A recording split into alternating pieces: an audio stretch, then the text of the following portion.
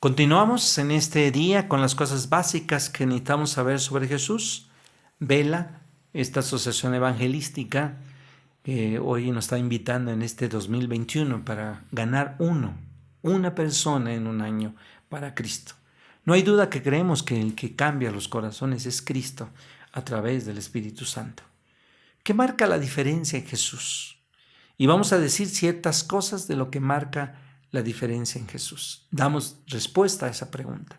¿Qué marca la diferencia en Jesús? Oremos. Padre, oramos en el nombre de Jesús porque siempre hablas a nuestro corazón. Siempre nos enseñas, siempre nos dices. Y queremos que hoy me uses para honra y gloria, para que hablemos de Jesús, nuestro Salvador, nuestro Señor, aquel que le ha dado sentido a nuestras vidas. En el nombre de Jesús oramos. Amén. Una de las cosas que tenemos que aprender en qué marca la diferencia en Jesús, Él existió antes del principio. Antes de la creación del mundo, Jesús existía como parte de la deidad, como parte del Dios triuno, el tres en uno, el Dios Padre, el Dios Hijo y el Dios Espíritu Santo. No nace de Dios, ya está en la Trinidad. Y Él existió entonces desde hace del principio. Él vino a nosotros. En la mayoría de las religiones, tú tienes que acercarte a la deidad, tú tienes que acercarte a un ídolo. Con Jesús es completamente diferente. Un Dios que manda a Jesús para entrar a nuestro mundo. Juan 3:16. Por tanto, amó Dios al mundo, que dio a su Hijo unigénito, para que todo aquel que en Él crea no se pierda, sino que tenga vida eterna. Pero también Jesús es Dios. Al igual que Dios, Jesús es todopoderoso. Está siempre presente.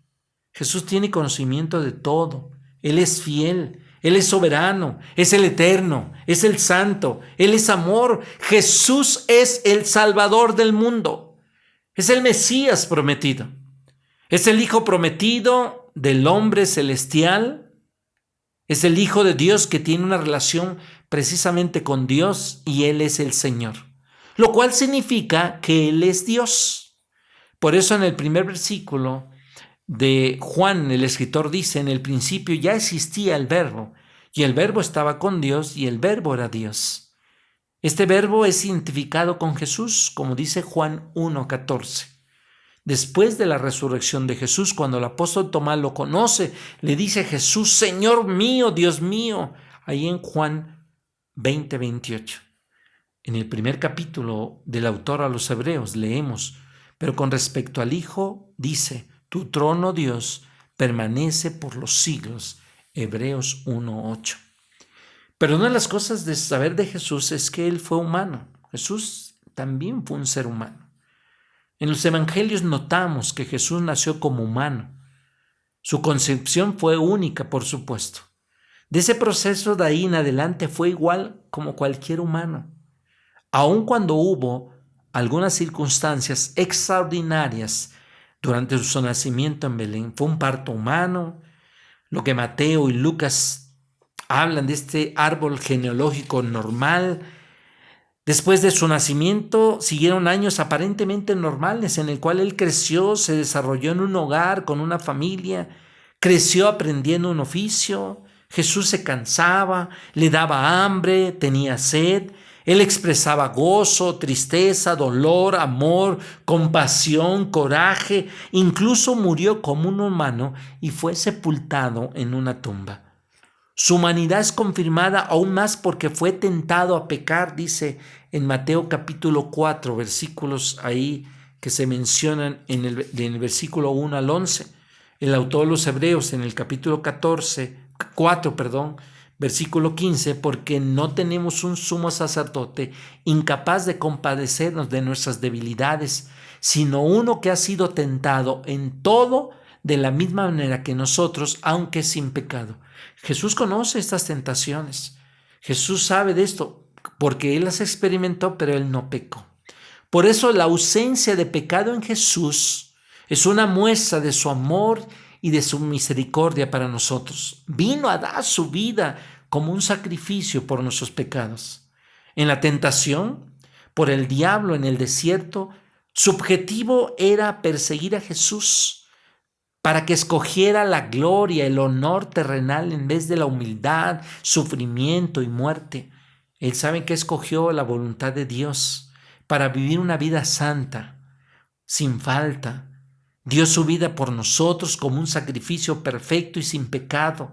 No pudo pecar por su amor hacia nosotros, de la misma manera que demostró todo en el camino a la cruz. Y la ausencia de pecado en Jesús tiene que ver con ese sacrificio intachable. Solo un humano sin pecado puede otorgar el perdón de los pecados. Como dice Pablo a los Corintios en el capítulo 5, 21, Él no cometió pecado alguno. Por nosotros Dios lo trató como pecador para que en Él recibiéramos la justicia de Dios.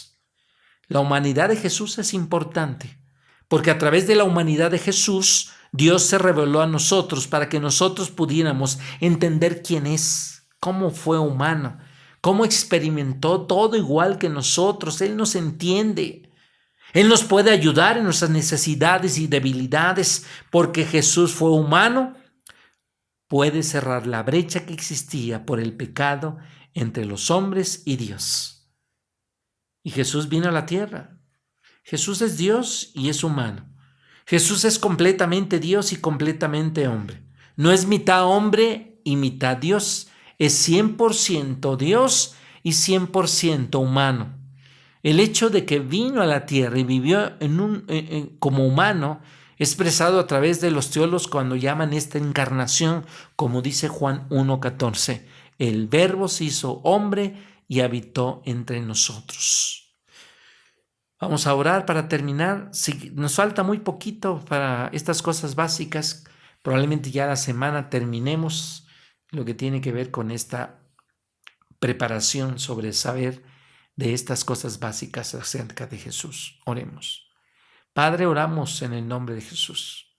Gracias por haber sido un hombre como nosotros. Conoces nuestras necesidades. Por eso decimos que cuando sufrimos la pérdida de un ser querido, Jesús experimentó eso como Dios. Y por eso ahora tú, Padre, sabes de nuestro dolor cuando un ser querido muere. La promesa que traes a nuestras vidas es que Jesús, como el yo soy que decíamos en días anteriores, tú eres la resurrección y la vida. Y el que cree en ti, aunque esté muerto, vivirá. Gracias, Dios. En el nombre de Jesús oramos. Amén. Gusto en verte. Te veo la próxima semana. Hasta pronto. Bye.